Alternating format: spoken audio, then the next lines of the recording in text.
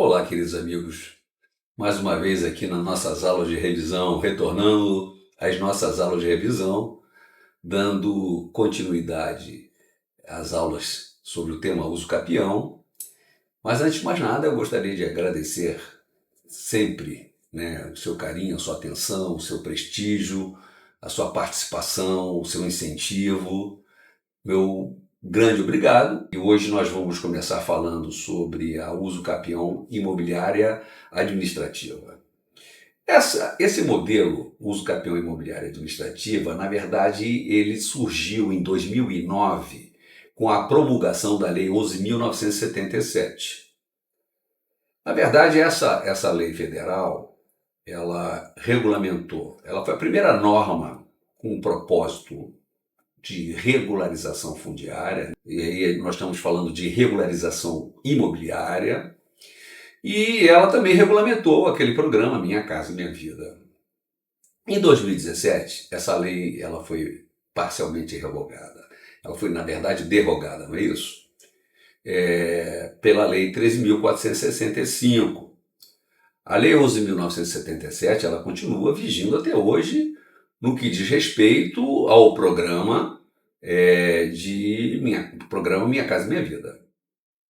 Mas, com relação à questão de regularização fundiária, a Lei 13.465 nos institui o que é o REURB. E ali nós temos um primeiro momento, segundo esse modelo do REURB, o que nós chamaríamos de legitimação da posse, para aqueles que já estão lá na posse. Essa legitimação da posse seria um reconhecimento do poder público dessa posse e para fins de regularização fundiária, e num segundo momento, então, alcança-se a aquisição da propriedade por uso capião administrativo. Então, o propósito do REURB, na verdade, é transformar uma gleba de terra urbanizada com infraestrutura, com integração à cidade. Esse é o propósito da regularização. E esse mecanismo, por que administrativo? Porque não há necessidade da interferência do judiciário. E essa regularização ela vai ser desenvolvida pelo poder público, por meio de um projeto, e depois, então, será levada ao cartório de registro de imóveis, e aí teremos, então, o certificado de legitimação de posse, para que depois, então, possa ser transformado em propriedade. Pois bem, nessa lei, o artigo 25, fala o seguinte: a legitimação de posse, instrumento exclusivo para fins de regularização fundiária, constitui ato do poder público, como nós tínhamos falado, destinado a conferir título, por meio do qual fica reconhecida a posse do imóvel do objeto. Então, esse instrumento de legitimação da posse é um instrumento concedido pelo poder público, com a identificação dos seus ocupantes, do tempo de ocupação, da natureza da posse, e ao qual é conversível em direito real de propriedade, na forma da lei. Então, o poder público, vou pegar aqui como exemplo o poder municipal, que é mais comum. O poder público municipal, naquela área, uma região onde você já tem uma grande ocupação ali, ele vai desenvolver um projeto ali e vai conceder esse título de legitimação de posse. E, ao final, vai ser convertido em propriedade. Então, o parágrafo 1º desse artigo 25 fala o seguinte: a legitimação da posse poderá ser transferida por causa-morte ou por ato inter vivos, ou seja, ela pode ser objeto de herança, como também pode ser objeto de negócio jurídico. O parágrafo 2º dessa lei ainda nos diz o seguinte: a legitimação da posse não se aplica aos imóveis urbanos situados em área de titularidade do poder público. Artigo 26 da mesma lei, sem prejuízo dos direitos decorrentes do exercício da posse mansa e pacífica no tempo, aquele cujo favor foi expedido o título de legitimação de posse, decorrido o prazo de 5 anos do seu registro, terá a conversão automática, ou seja, de pleno direito, do título em título de propriedade, desde que atendidos os termos e as condições do artigo 183, independentemente de prévia provocação ou prática do ato a registrar. E deixa eu fazer alguns comentários sobre isso aqui. Então, observe. Poder público tem uma área na periferia ocupada, uma área extensa. Ele vai desenvolver um projeto ali naquela área e aí vai conceder a posse legitimada, né, o instrumento de posse legitimada, e essa posse legitimada é o único exemplo de posse passível de registro no direito brasileiro. Porque a posse, como regra geral, ela não é passível de registro. Você pode ir até um cartório, não são todos que fazem isso, você pode ir até um cartório e esse cartório elaborar uma escritura de cessão de posse. Mas não são todos os cartórios que fazem isso. Mas de qualquer forma, se ele fizer, não se registra. Posse não se registra. Você registra direitos reais. Posse não se registra. Temos aqui então uma exceção, que é a posse legitimada. Então a legitimação da posse é passível de registro e decorridos 5 anos desse registro da legitimação da posse, há uma conversão automática, sem que a parte beneficiária precise praticar qualquer tipo de ato, há uma conversão automática na propriedade. O parágrafo 1º desse artigo 26 nos diz o seguinte, nos acrescenta: nos casos não contemplados pelo artigo 183, o título de legitimação da posse poderá ser convertido em título de propriedade, desde que satisfeito os requisitos de uso capião estabelecidos na legislação em vigor, a requerimento do interessado perante o registro de imóveis competente. O que está dizendo aqui? Gente, a legislação em vigor, ela estabelece prazos, nós já vimos isso nas aulas anteriores, prazos para uma uso capião extraordinária, para uma uso capião ordinária, para as uso capiões especiais. Nós vimos que existe uma variação de lapsos temporais estabelecidos por lei. É isso que está falando aqui no artigo 1º, que vai ter que ser levado em consideração o que está previsto aí na legislação. Acrescenta ainda o parágrafo 2º do artigo 26, da Lei 13.465, a legitimação de posse após convertida em propriedade constitui forma originária de aquisição de direito real. Nós já falamos o que é uma forma de aquisição originária. É quando não há transmissibilidade de um titular para outro. Aqui a aquisição se dá em razão do decurso do tempo, de uma posse mansa e pacífica. Falamos isso em aulas anteriores. De modo que a unidade imobiliária, com destinação urbana regularizada, estará livre e desembaraçada de quaisquer ônus. Então, qualquer ônus real que esteja gravado, que seja um gravame nesse imóvel, o adquirente, por uso capião, ele está liberado sobre isso. É o que o parágrafo 2º fala, e esse é o entendimento de toda a legislação pertinente ao tema sobre uso capião. Então, olha lá, quaisquer direitos reais, gravames, inscrições, eventualmente existentes em sua matrícula, né, de origem, exceto quando disserem respeito ao próprio beneficiário.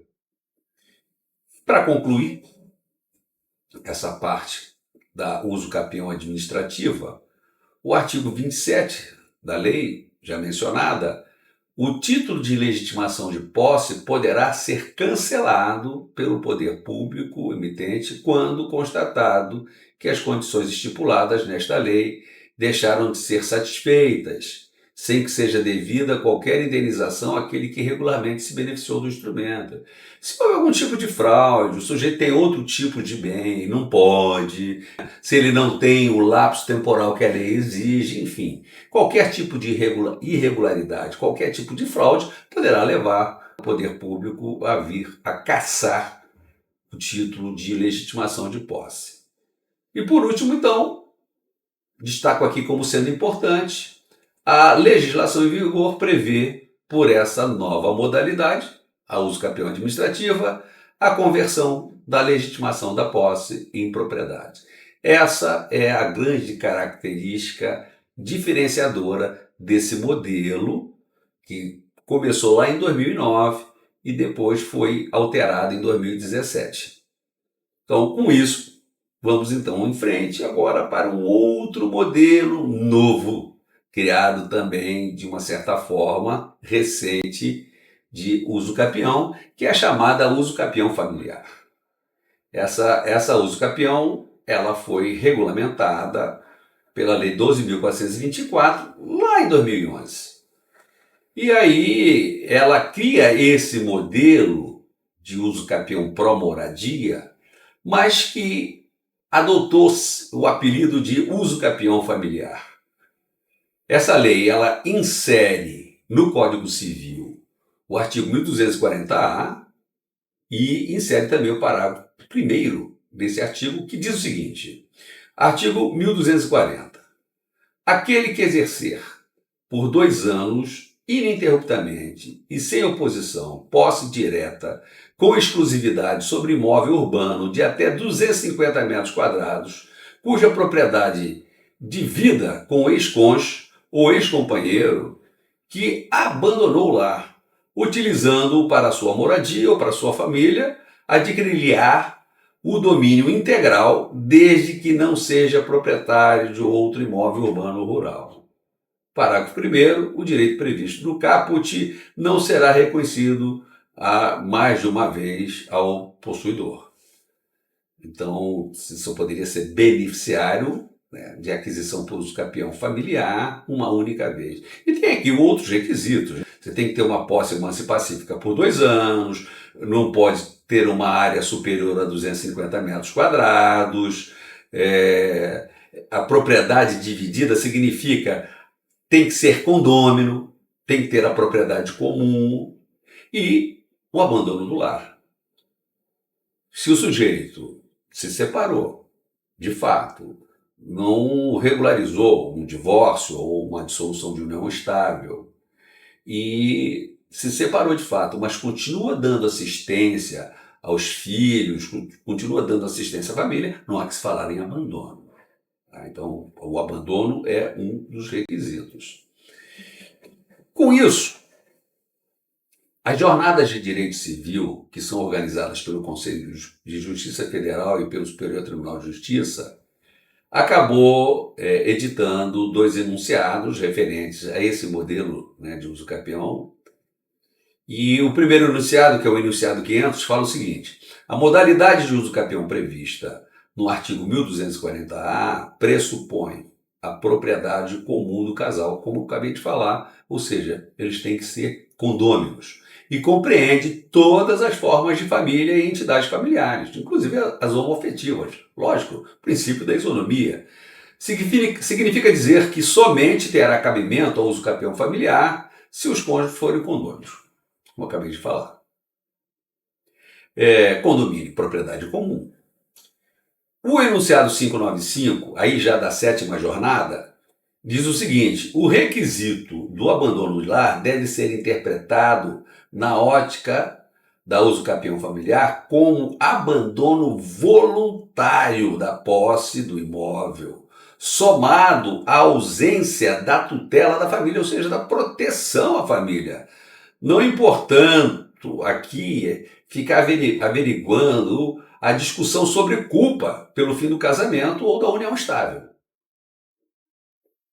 E aí, gente, isso traz alguns questionamentos que, antes de eu falar sobre ele, sobre a questão das críticas, eu vou falar sobre a diferença entre a uso capião especial urbana e a uso capião familiar. A usucapião familiar, ao contrário do que sucede na usucapião especial urbana, e que é disciplinada lá no artigo 1240, exige-se, além de requisitos mencionados, que o usucapiente seja coproprietário, ou seja, condômino, em comunhão ou condomínio, com seu ex-cônjuge ou ex-companheiro. Gente, cuidado que o conceito de comunhão e condomínio são distintos. Comunhão é um conceito mais amplo. A comunhão entre companheiros e cônjuges, isso significa a universalidade patrimonial, tanto do ativo como passivo. Condomínio ou compropriedade diz respeito a um bem específico, onde existe uma propriedade comum. Exige-se também que estes tenham abandonado o lar de forma voluntária e injustificada. O tempo necessário para usucapir é flagrantemente inferior às demais espécies do usucapião, que, em regra, 5 anos, as usucapiões especiais, seja ela urbana, seja ela rural. Aqui o nosso lapso temporal é curtíssimo, 2 anos. Mas aí, vamos lá, essa questão da crítica a esse modelo. Por que alguns doutrinadores criticam esse modelo? Inclusive doutrinadores que eu tenho um imenso respeito, uma imensa admiração, criticam, e eu vou falar sobre isso agora. A principal crítica que se tem feito à nova espécie é que ela ressuscita a discussão sobre a causa do término do relacionamento afetivo, uma vez que o abandono do lar deve ser voluntário, isto é, culposo, numa época em que se prega a extinção da discussão sobre culpa para a dissolução de casamento e união estável. Realmente, na atualidade, não se discute mais culpa quando alguém quer simplesmente se divorciar ou quer dissolver a sua união estável. Trata-se de um direito potestativo. Realmente, isso é verdade para aqueles que criticam com esse tipo de argumento. Mas eu entendo e vejo como, com esse instituto, com esse modelo de usucapião, uma forma de trazer proteção à família em face daquele que simplesmente abandona sem dar nenhum tipo de assistência e depois retorna querendo exigir a sua parte. Bom, feita essa discussão sobre a crítica, dias a quo da fluência do prazo prescricional. Quando seria o termo inicial? Quando que eu começaria a contar esse prazo de 2 anos? Então, há um entendimento, logicamente, pacífico, consolidado, que a partir do momento que você tiver o divórcio ou a dissolução da união estável, já seria possível perfeitamente, nesse momento, você poder começar a contagem desse prazo. Mas esse entendimento foi reforçado, inclusive, em caso de separação de fato.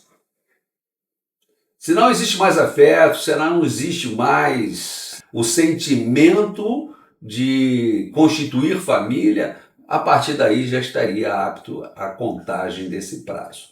Mas de qualquer forma, eu encerro aqui no slide falando o seguinte, que esse prazo de 2 anos, ele só é possível para os casos a partir da vigência da lei. Então, se quando a lei entrou em vigor já tinha casos de abandono, não há que se falar em aquisição por usucapião especial familiar. Então, somente para os casos posterior à vigência da lei, que foi lá em 16 de junho de 2011. Bom, com isso, nós vamos para o último modelo da aula de hoje sobre usucapião indígena. E aí começo falando sobre o conceito que é trazido lá pelo Estatuto do Índio, Lei 6.001, de 1973. Índios são os habitantes das selvas não integrados à civilização. Meus amigos, sinto muito, eu sou altamente crítico a esse tipo de conceito para os dias atuais, mas é o que está lá na lei. Mas eu acho que isso não se coaduna. Primeiro porque eu acho que a expressão povos originários é muito mais adequada e integrados à civilização, que é o modelo europeu que foi implantado aqui no Brasil, trazido pelos portugueses. Então, mas enfim, esse é o conceito ainda presente lá no Estatuto do Índio, que é uma lei lá de 1973. E lá regula essa questão da capacidade dos índios.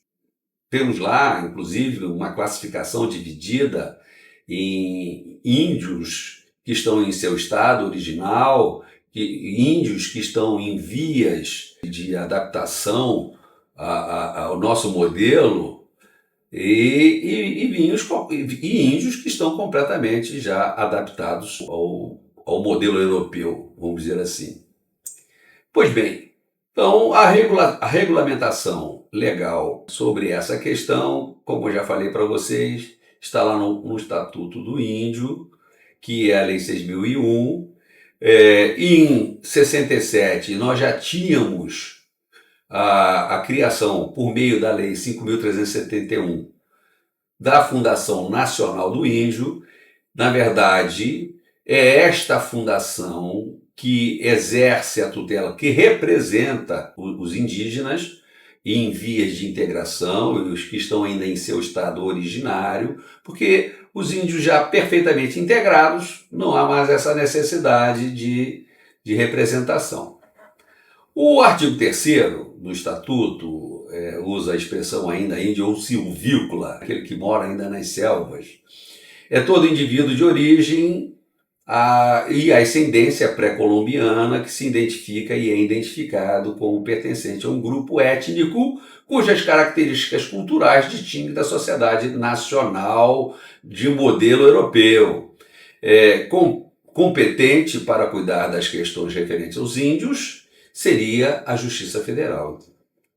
E, obviamente, eles representados pela FUNAI, né, que é a Fundação Nacional do Índio. Se o índio possuir plena capacidade, poderá propor diretamente a ação de uso capião, ou seja, os chamados índios integrados, porque os em vias de integração ao estado originário precisam ser representados pela FUNAI.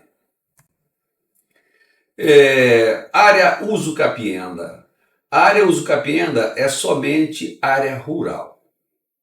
E aí, esse bem é particular. Essa área que vai ser adquirida por uso capião não é a área da União. Gente, só para esclarecer para vocês, demarcação de terra indígena vai gerar em benefício do índio, dos povos originários, vai gerar benefício na forma de usufruto. Mas o domínio, a propriedade, ainda pertence à União. Esse modelo de uso capião é em caso de uma ocupação de terra privada. Não estamos falando aqui de nenhuma forma de terra pública, ok? Uma vez que a própria Constituição Federal proíbe o uso capião de bens públicos. O parágrafo único do artigo 33, lá do Estatuto do Índio, Lei 6.001, enfatiza que o disposto neste artigo não se aplica às terras de domínio da União, ocupadas por grupos tribais, as áreas reservadas do que trata esta lei, nem as áreas de propriedade coletiva do grupo tribal. A ocupação a que alude o artigo 33 do Estatuto do Índio tem significado de posse, que deve ser exercida por 10 anos, seguidos de animus domini, ou seja, a intenção de ter a coisa para si, na condição de verdadeiro proprietário. O trecho de terra uso capível não pode ultrapassar os 50 hectares. Como nós estamos falando de área rural, estamos falando da unidade mínima rural, 50 hectares. Então, não há previsão de tamanho mínimo, mas o limite máximo é isso aí, 50 hectares. Deixa eu só traçar aqui algumas considerações para a gente concluir o uso capião indígena. Esse modelo é muito esvaziado hoje. Por que muito esvaziado hoje? Muito esvaziado porque o Código Civil de 2002 ele reduziu todos os prazos.